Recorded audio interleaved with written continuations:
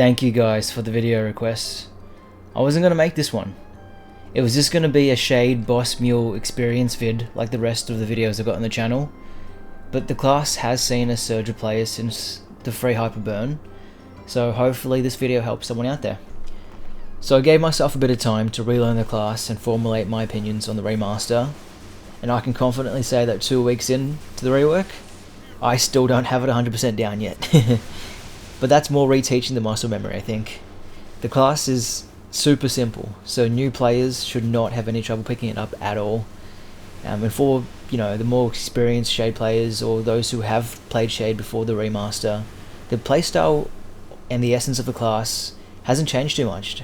Like, it's relatively the same.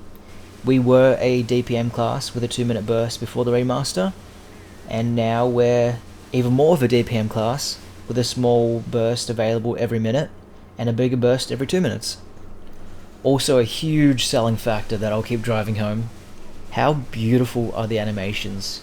Like, sure, we were a pretty class before with all the colors, but now the theme is just elevated.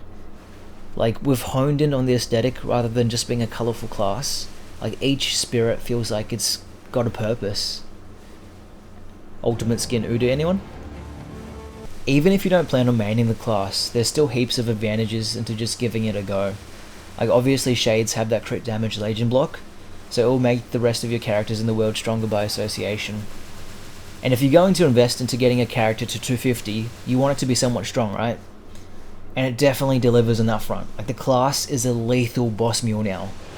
Shades have always had decent cooldowns to be a funded mule, but I felt like it was never really strong enough unless you wanted to really juice it out. Now though, the cooldowns align even better, and you will have at least your mini burst up for every single boss you go into. And there's that Hyperburn event going on, so take advantage of it for the funding. I'm going to quickly flash my stats and hexa here for those of you asking, but I want the video to be more about the class rather than my individual character, so feel free to pause and analyze my stats if you want. I did gain 30 mil CP after Shining Star Force, so pretty happy with that one. The skills are fairly simple in this class, but I gotta show you the most important one first. Moonbeam. We can summon Moonbeam as a companion in the beginner tab. Like, are you even really playing Shade if Moonbeam isn't active? Bomb Punch is your mobbing skill. Spirit Claws for bossing. Once you hit 5th job, Spirit Claw will trigger an enhanced True Spirit Claw every 6 seconds, which does massive damage and hits heaps of enemies. You can also extract the souls from bosses. Now, this will create a visual copy of them, however we can no longer attack this copy. This is one of the big changes in the remaster. Instead, you will see a fog appear after using the skill. You want to make sure you stand in the fog at least once to get a massive 20% final damage buff, and any party member who steps inside that fog will also get a 15% final damage buff, which is huge. What? 20% final damage not enough? You drive a hard bargain. Alright, here's another 10%. Hitting a boss with any version of Blade Imp will apply a debuff that allows you to deal an additional 10% additional final damage to that target. I also need to mention this one for any returning Shade players. We now have a +1 attack speed active buff in first job. As Shades, we didn't have any active buffs besides Maple Warrior before, so don't forget to assign this one. You don't like the look of the map you're currently in? Boom, Box God. This one periodically attacks as long as you're attacking, and it also resets the cooldown of 4th job and below skills. This includes AB Link skill terms and conditions, so you can use it twice each burst, which is crazy. It also resets stuff like Hero's Echo and your bind if you happen to miss that. I think we need even more damage and party utility. Oh, Spirit Gate does that. Enemies hit by Spirit Gate take 10% increased crit damage, and it also increases the crit rate by 80%. The 80% probably doesn't mean a lot to most classes because they already have 100% crit rate, but the archers in your party using Vicious Shot, man, they will love you. We also have a summon now. This used to be our burst skill, but is now a strong summon. Emphasis on strong. Like, it's not very tall, so I was disappointed at first because it didn't cover many platforms when I was training. But this thing is surprisingly massive in your burst, which we'll go through later. There's the projectile toggle that most classes have as well. Ours are these little orbs called Fox Spirits. One of your hyper skill enhances these orbs to do heaps of damage. We still have our hold down burst skill, the smashing multi-punch. Now old Shade players like myself, we need to get out of the habit of instantly releasing this, because now it's worth holding down for the full duration. It does a lot more damage now, and it helps create more Fox Spirits. While using this skill, you take 50% less damage to help you survive. Spirit Ward will block status conditions for you. Death Mark will heal you based on the damage that you do. In most cases, this is a full health heal, which is great for bosses that have potion block. Shades also get their own Bishop Store every 30 minutes. This just straight up gives you an extra life, like it prevents you from dying. Oh, and you can also time it with a new potion, which will give you an extra life as well.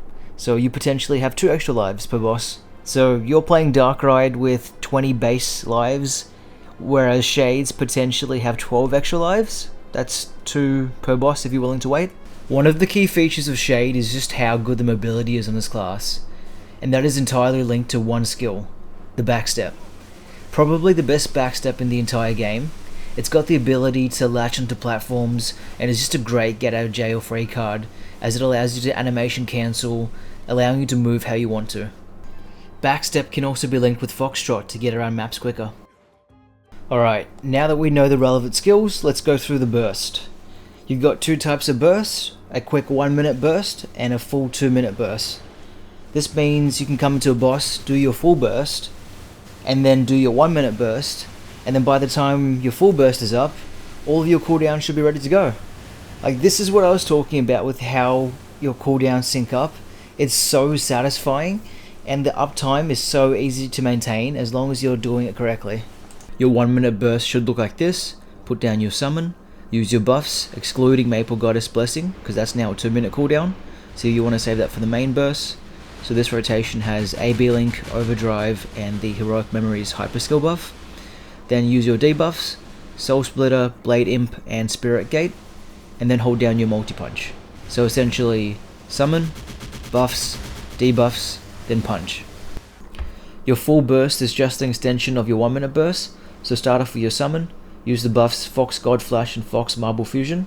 This will give your other buffs time to come back online in case you were a few seconds off with the timing, which in most cases they weren't perfectly aligned, so that's fine. Use your buffs again when they're ready, but also add in Maple Goddess Blessing and the Will skill. Then use your debuffs before going into multi-punch and finishing off with the Origin. So in the old pre-rework Shade, they had you use your Origin first, because it provided a boost to your burst skill, but the Origin no longer does that, so we wanted to use the multi-punch first to keep the cooldowns aligned. Then just go into Spirit Claws, and you can use AB Link again when that expires. So I ran a 45-second BA to see how the damage distribution looks now. 80% of your damage appears in this first page in these 5 skills. Keep in mind that my Hexa priority wouldn't be the optimal path now, it would be based off of the pre-remastered Shade, but we can see that your second mastery still plays a key part in your burst. For the pre-rework Shade players, the second mastery used to be Spirit Frenzy, which was straight up our burst skill, but is now Fox Spirits, and now surprisingly we can see that Fox Spirits and Fox Marble Fusion forms a large part of our burst. So they've kept it relatively the same in that the first mastery is DPM and the second mastery is burst. Let's go over the nodes. Shade used to be an absolute nightmare with nodes, which made it a horrible meal. Like, you only needed 3 skills boosted, 4 of you were maining it, but you just had so many junk skills that it made finding those 4 so difficult. Fortunately for us now, we can now select our perfect trios, so that doesn't matter anymore. Previous Shade players, these haven't changed, so if you already had nodes, you don't need to go finding new ones. If you want Shade as just a bossing mill, then go for this pair. Spirit Claw, Fox Spirits, and Spirit Frenzy. If you plan on taking the class further, then you'd also want your mobbing skill boosted, which is Bomb Punch. The rest don't really matter, but you can go for Blade Imp and Soul Splitter, I guess. For inner ability, we haven't needed +1 attack speed in a while, which is great, and that hasn't changed thankfully.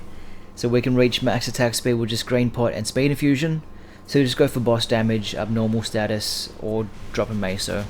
And here is the hyper skill build that I recommend. Alrighty, let's close this one out. I've been playing Shade since it first got released. Like, I was here 10 years ago on release day, Oh my god, that makes me feel so old. Obviously, on and off with Maple, like I haven't been playing this entire time, but I've always come back to Shade when I have. Like, I adore this class, and I'm so glad it's getting the attention from the community now. I've got mixed opinions on the remaster, but I still love it nonetheless. Hopefully you guys are enjoying your Hyperburn. Hopefully you guys chose correctly and picked Shade instead of Orion. That being said, I did pick Orion because I already have a Shade. Anyway, that's enough from me. Thanks for watching.